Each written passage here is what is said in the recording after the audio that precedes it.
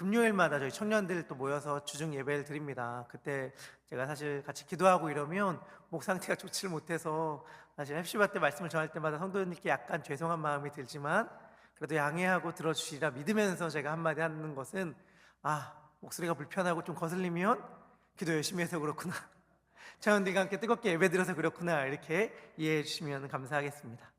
오늘 예수님이 하신 말씀을 통해서 혹시라도 이 자리에 앉아 계신 분들 가운데에 두려운 상황 가운데 놓여 있거나 아무도 없이 어두운 밤중을 홀로 계신다고 느껴지는 분이 계시다면 예수님의 말씀 가운데 위로와 평안을 찾기를 소망합니다. 제자들이 그러한 상황 가운데에서 예수님은 제자들이 위로와 평안을 얻기 위해 그 말씀을 하셨고, 지금 또한 우리들도 위로와 평안을 주시기 위해서 이 말씀을 하고 계십니다.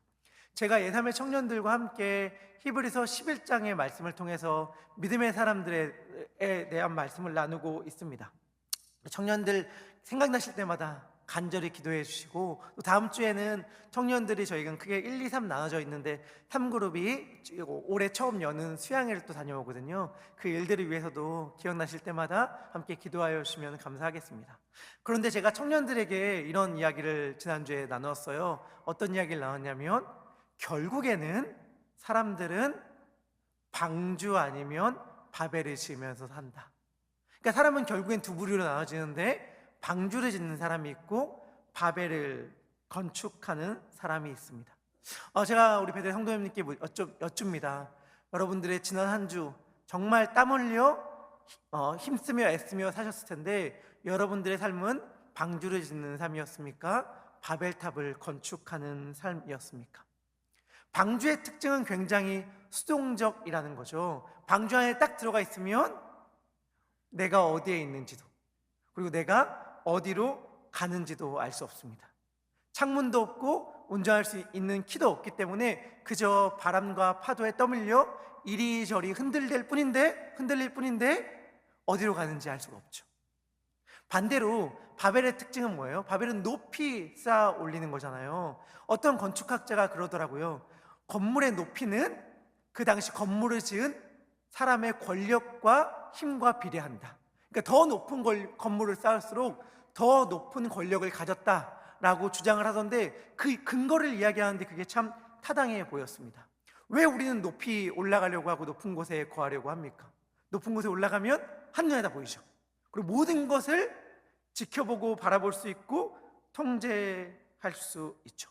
그러니까 한눈에 쫙 보이려고 하는 통제욕이 극적으로 발현된 것이 바벨이라고 할 수 있을 것입니다. 내가 다 봐야 하고 내가 다 파악할 수 있어야 그때야 비로소 안심이 되고, 그렇지 않으면 불안해하죠. 사실 이게 우리들의 모습 아닙니까? 우리가 모든 상황을 다 컨트롤할 수 있어야 하고 다 파악할 수 있어야 되는데, 그렇지 못하면 불안해하고, 어떻게든 우리가 하려고 하는 것은 좀 더 내 손 안에 넣으려고 하는 것, 좀 더 파악할 수 있는 위치와 자리에 오르려고 하는 것이 우리들의 모습이잖아요. 그런데 그게 뭐라고요? 그게 바벨이라고요. 저는 우리 사랑하는 성도님들이 내가 어디에 있는지 어디로 가는지 잘 몰라서 불안한 감정이 든다 하더라도, 명확하게 내가 온전히 다 파악하지 못한다 하더라도, 내가 방주 안에 있다면, 다시 말하면 내가 하나님의 손 안에 있다면 그곳이 가장 안전한 곳이구나 라고 하는 것을 고백하며 경험하며 살기를 소망합니다.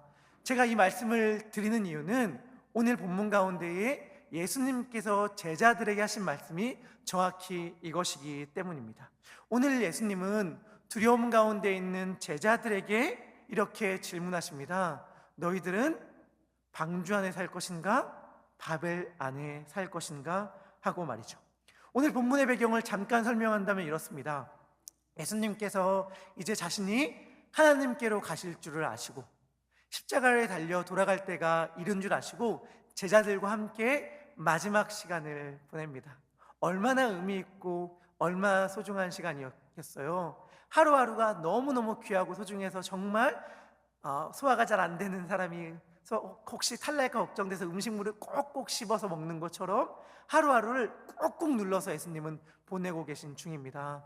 제자들의 발을 씻기셨고 제자들과 함께 식사를 하셨습니다. 그리고 예수님은 자신이 떠난 후에 남겨질 제자들을 향해서 유언과도 같은 말씀을 하십니다. 요한복음 14장 27절의 말씀입니다. 우리 함께 읽도록 하겠습니다. 시작.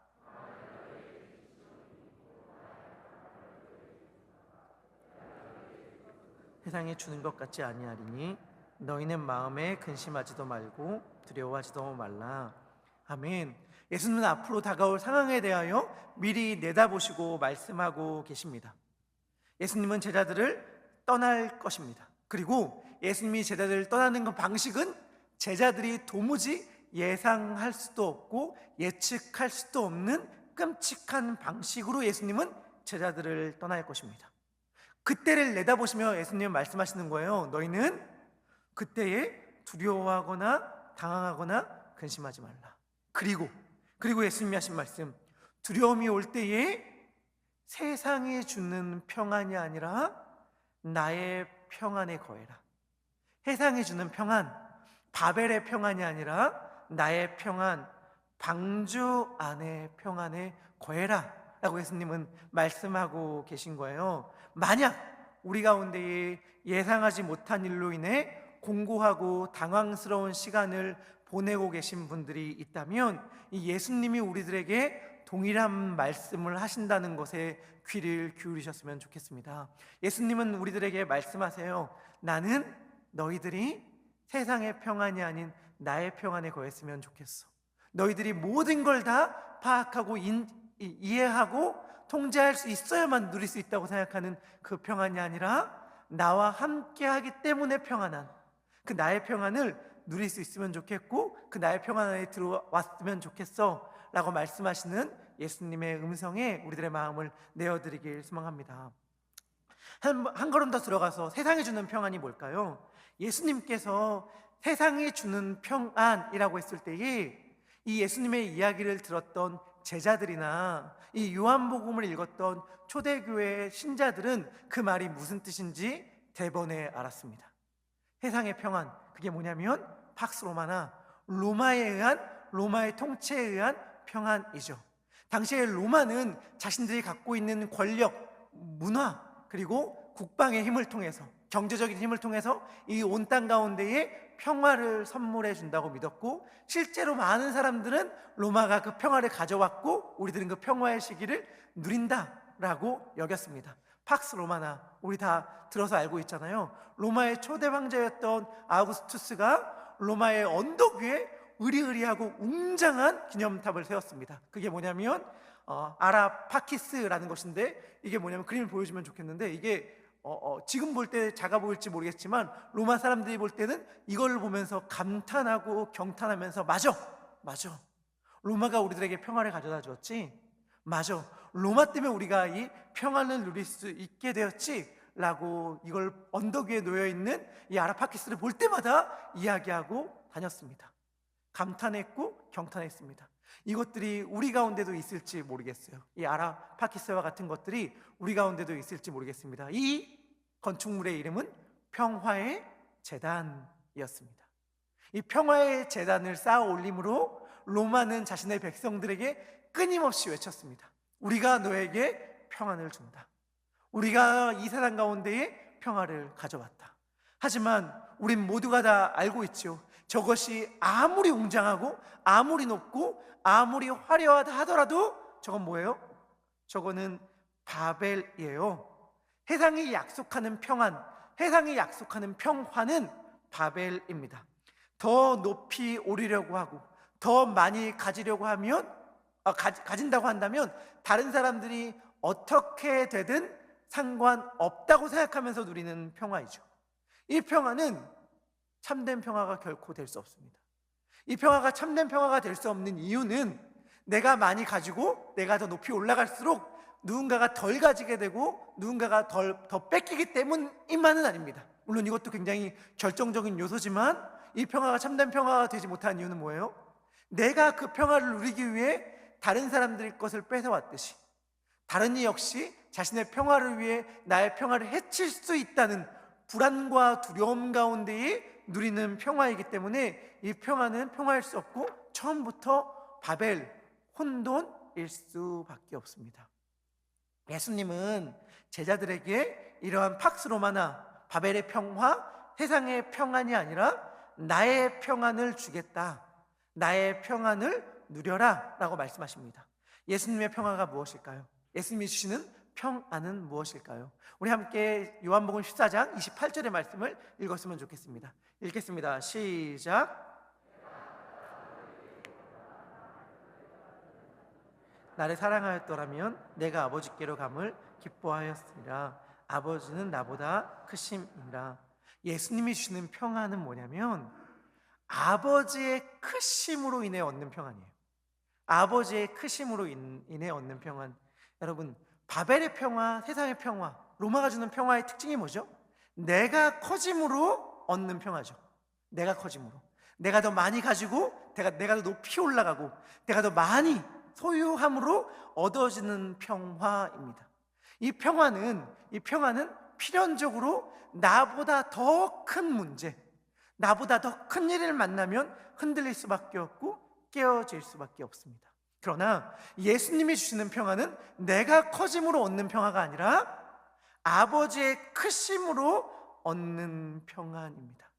이것이 방주 안의 평안이에요. 내가 커져서 내가 모든 걸 다 알지 못해도 아버지가 크시고 아버지가 모든 걸 다 알고 계시기 때문에, 모든 걸 다 알고 계신 분이 나의 아버지가 되시기 때문에 누리는 평안이죠. 그분이 크시다, 내가 온전히 이해하지 못해도 괜찮다, 내가 다 알지 못해도 상관없다. 왜? 아버지는 크신 분이기 때문에 그냥 그의 안에만 거하면 된다 라는 고백 안에서 누리는 평화. 예수님은 이 평화를 우리들에게 선물해 주고 계십니다. 제 친구가 있습니다. 가상의 친구입니다. 가상의 제 친구가 있는데 저한테 어느 날 찾아와서 이렇게 얘기하는 거예요. 나 너무 힘들다. 왜 이렇게 힘들어? 나 이번에 내가 투자한 사업이 망했어. 그래서 엄청나게 큰 손해를 보게 됐어. 그래, 너무너무 힘들다. 어떻게든 살리고 회복시키려고 해봤는데 결국엔 실패하고 망했어. 얼마나 손해봤는데 나 이번에 내가 가지고 있는 거 다 모아놨던 거 다 이렇게 모아가지고 투자했어. 그래서 다 날렸어. 이렇게 해서 몇십만 불을 날렸다는 거예요. 그래서 걱정된다 라고 말하고 싶었는데 내가 알아. 뭐가 아냐면 그 친구의 아버지가 남가주를 넘어서 캘리포니아 최고의 재벌이라는 걸 알아. 그리고 아들 바보야, 아들 바보. 아들 바보라서 아들이 뭐 하겠다고 그러면 다 쏟아부을 걸 알아. 그럼 제가 뭐라고 얘기하겠어요? 야, 너 걱정하지 말고 내 걱정해줘. 야, 너 뭐가 문제야? 너 뭐가 문제야? 내 아빠가 있는데 뭐가 문제야? 이렇게 말하지 않겠어요? 그 정도는 아니더라도 여러분들 주변을 보면 그런 친구들 있을 수 있잖아요. 넌 참 걱정 없겠다. 넌 참 그래도 뒤를 봐주는 친구가 있으니까, 너 아빠가 좀 잘 나가니까 걱정 없겠다 라고 말하는 분들이 있잖아요. 제가 질문합니다. 여러분, 하나님이 재벌 회장보다 못합니까? 하나님께서 뭐 남가주, 미국 아니라 온 세계의 재벌 회장과도 비교했을 때 하나님이 못하신 분이에요? 모든 이 세상의 부를 다 합친다 하여도, 아니 역사상에 있었던 이 세상의 모든 사람들의 재산을 다 합친다 하여도 비교조차도 불가하신 그분이 우리들의 아버지잖아요. 우리들이 믿는 하나님이 재벌 회장, 뭐 좀 권력을 가지고 있던 사람과도 비교도 안 될 정도로 높으신 분인데 그분이 우리들의 아버지이란 말이에요. 예수님은 우리들에게 말씀하세요. 그분이 너희들의 아버지이니 그 사실로 인하여 평안을 누렸으면 좋겠다. 마치 우리가 모은 재산 다 날려서 사업 망했어 라고 하면서 근심하는 재벌 아버지를 둔 아들일지도 모르겠습니다. 하지만 걱정 말라는 거예요. 왜? 아버지가 있는데 뭐가 걱정이야 라고 말할 수 있는 아버지가 우리들에겐 있으니까 말이죠. 예수님께서 이 말씀을 제 아들에게 하실 때에 우리가 생각해야 할 또 다른 지점이 하나 있습니다. 그것은 무엇이냐? 그것은 예수님이 미리 말씀하신다는 것입니다. 제가 아까 말씀하셨듯 예수님은 이제 제 아들을 떠나실 것이고, 제 아들을 떠날 때에 제자들이 슬퍼하고 절망에 빠질 수밖에 없는 방식으로 제자들을 떠나실 것입니다. 그때 예수님은 두려워하지 말고 당황하지 말고 근심하지 말아라. 왜냐하면 내가 떠난다 하더라도 성령님께서 우리들과 함께 하실 것이며, 성령님께서 바로 우리들의 옆에서 내가 너희들에게 이야기했던 모든 것들을 기억나게 할 것이고 깨닫게 할 것이고 알게 할 것이기 때문에 두려워할 필요가 없다라고 말씀하여 주십니다. 14장 25절부터 26절의 말씀인데 이 말씀도 우리 같이 읽도록 하겠습니다. 시작.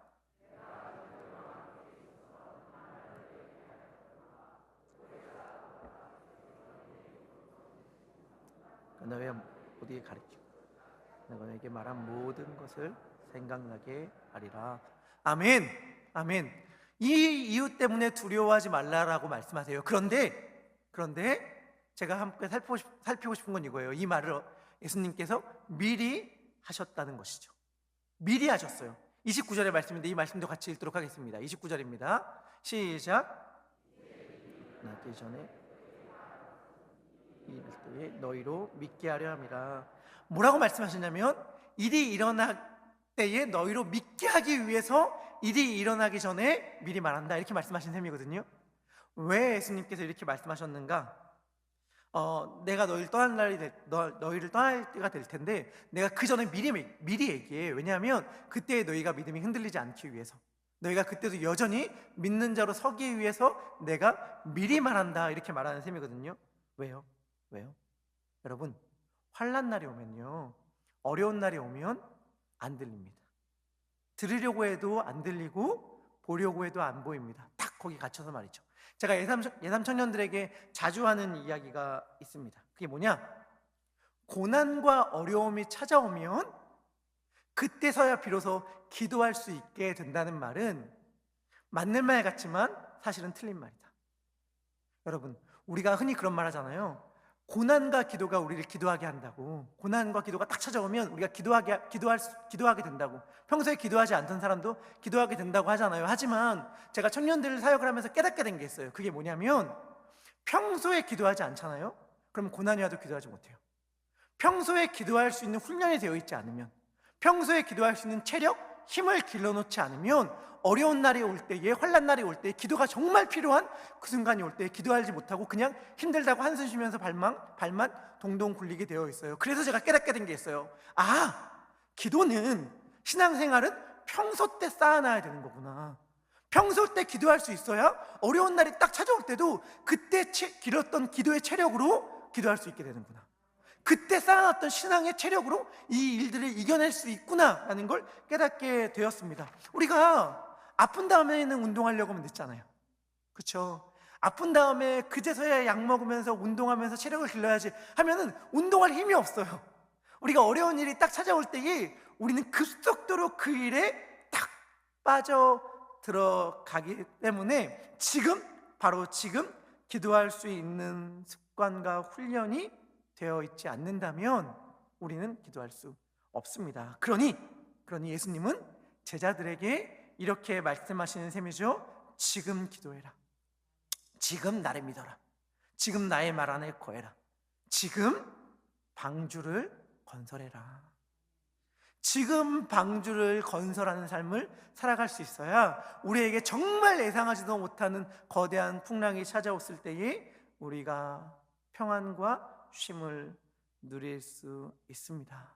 저는 우리 베델의 모든 성도님들이 지금 예수님이 하시는 말씀에 귀를 기울이면 좋겠습니다. 말씀을 마무리합니다. 여러분들 오늘이 무슨 날인지 아십니까? 저만 약간 의미부여를 했는데 정확히 2020년 3월 셋째 주에 코비드로 인해서 현장 예배가 닫혔었습니다. 엄청 옛일 같죠? 엄청. 그때 여러분들 기억하세요? 우리들 어떻게 인사했는지? 달세! 잊혀진 우리들의 인사법. 지금도 이 인사하고 계신 분 계십니까?